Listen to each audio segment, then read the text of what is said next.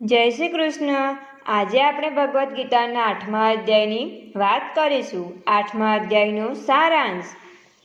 આ અધ્યાયમાં હે પુરુષોત્તમ, બ્રહ્મ, આધ્યાત્મ, કર્મ, અભિભૂત, અધિદેવ ને અધિયજ્ઞ કોને કહેવાય?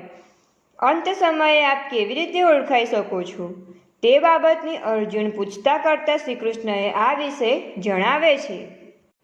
જેનો નાશ નથી થતો એવો સચ્ચિદાનંદ પરમાત્મા બ્રહ્મ છે। એમના સ્વરૂપને અધ્યાત્મ કહેવામાં આવે છે। ભૂતોના ભાવને ઉત્પન્ન કરનાર, યજ્ઞ, દાનને, હોમ આદિને કારણે જે દ્રવ્યનો ત્યાગ કરે છે તેને કર્મ કહેવામાં આવે છે। જે મનુષ્ય ઓમ એવા એકાક્ષરી બ્રહ્મનું ઉચ્ચારણ કરતા અને મારું સ્મરણ કરતા દેહનો ત્યાગ કરે છે તે પરમ ગતિને પામે છે। મને પ્રાપ્ત કરનારને ફરી જન્મ લેવો પડતો નથી। યોગી પુરુષો આ રહસ્યને જાણે છે, એટલે વેદ ભણાવવામાં, યજ્ઞ, દાનને, તપ કરવામાં જે પુણ્યફળ કહેલું છે તે બાબતને નિસંદેહ ઓળંગી જઈને આગળ વધી જાય છે અને સનાતન પરમપદને પ્રાપ્ત કરે છે। અક્ષર બ્રહ્મયોગ।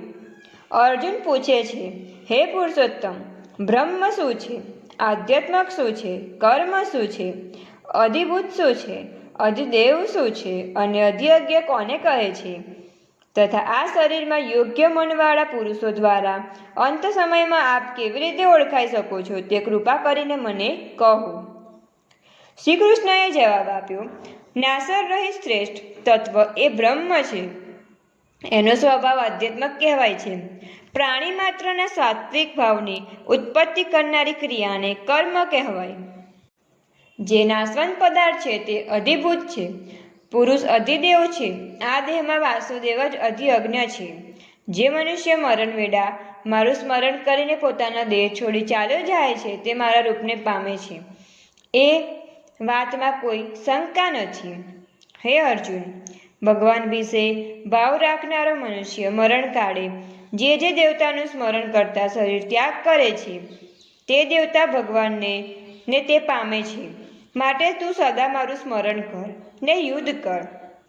મારામાં મન તથા બુદ્ધિ રાખવાથી તું મને પામીશ। સદા પરમાત્માનું સ્મરણ કરનારો, યોગનો અભ્યાસ કરનારો, અન્ય વિષયોમાં ચિંતન નહીં કરનારો સદા પરમ દિવ્ય શ્રેષ્ઠ પરમાત્માને પામે છે। જે મનુષ્ય બધા ઇન્દ્રિય રૂપી દરવાજા બંધ કરી મનને હૃદયમાં સ્થિર કરી પોતાના પ્રાણને મસ્તકમાં બ્રહ્મરંધ્રમાં સ્થાપીને યોગ્ય ધારણ કરનારો ઓમનો ઉચ્ચાર કરતો ને મારું સ્મરણ કરતો મૃત્યુ પામે છે તે પરમ ગતિને પામે છે। હે અર્જુન, જે સદા મારામાં મન પરોવીને મારું સ્મરણ કરે છે તેવા યોગીને હું પ્રાપ્ત થાઉં છું અને મહાત્મા કે ભક્તને મને પ્રાપ્ત કરે છે અને ફરીથી તેમને ક્ષણભંગુર જન્મ થતો નથી। હે અર્જુન, બ્રહ્મલોક સુધી જેટલા લોક છે તે સર્વની ઉત્પત્તિને લઈ છે, પરંતુ જે મનુષ્ય મને પ્રાપ્ત કરે છે તે ફરી જન્મતો નથી। બ્રહ્માનો એક દિવસ 1000 યુગનો ને તેટલા 1000 યુગની એક રાત્રિ થાય છે એવું યોગી લોકો જાણે છે। બ્રહ્માનો દિવસ આવતા સઘળી વ્યક્તિ અવ્યક્તિથી ઉત્પન્ન થાય છે ને રાત્રે આવતા લય પામે છે, પરંતુ અવ્યક્તથી બીજો જે અવ્યક્ત સનાતન ભાવ છે તે સર્વ પ્રાણીઓ નાશ પામવા છતાં નાશ પામતો નથી। આ અવ્યક્ત અક્ષર એમ કહેવાય છે, જેને સ્તુતિઓ પરમ ગતિ કહે છે। આને પામીને જ્ઞાની આ સંસારમાં પાછા આવતા નથી। એ અક્ષર અગર પરમ ગતિ એ મારું પરમ ધામ છે। હે અર્જુન, સર્વભૂતો જેની અંદર રહ્યા છે તે પરમ પુરુષ તો અનન્ય ભક્તિથી પ્રાપ્ત કરી શકાય છે। હે પાર્થ, જે કાળમાં શરીર ત્યાગ કરી ગયેલા યોગીઓ પાછા આવતા નથી ને જે કાળમાં ગયેલા પાછા આવે છે તે કાળ સંબંધમાં હવે તને કહું છું। અગ્નિ, જ્યોતિ, દિવલ, શુક્લ પક્ષ ને 6 મહિના રૂપ ઉત્તરાયણ, આમાં મરણ પામેલા બ્રહ્મવેતા મનુષ્ય બ્રહ્મને પામે છે, તે ફરી જન્મતા નથી। જ્યારે ધુમાડો, રાત, કૃષ્ણ પક્ષ ને દક્ષિણાયનના 6 મહિના જે યોગી મૃત્યુ પામે છે તે સકામી કર્મયોગી સ્વર્ગલોકને પામે છે અને ફરીથી સંસારમાં આવે છે. જન્મની આ શુકલ અને કૃષ્ણ ગતિઓ હંમેશા મનાયેલી છે. એકથી પાછો આવતો નથી અને બીજીથી સંસારમાં પાછો આવે છે. હે પાર્થ, જે યોગી આ બંને માર્ગોને જાણે છે તે મોહ પામતો નથી.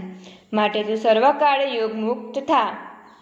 આ સૌ જાણ્યા પછી યોગી વેદોમાં, યજ્ઞોમાં ને દાનોમાં જે પુણ્યનું ફળ વર્ણવવામાં આવ્યું છે તે સર્વને ઓળંગી જઈને સનાતન શ્રેષ્ઠ સ્થાનને પ્રાપ્ત કરે છે.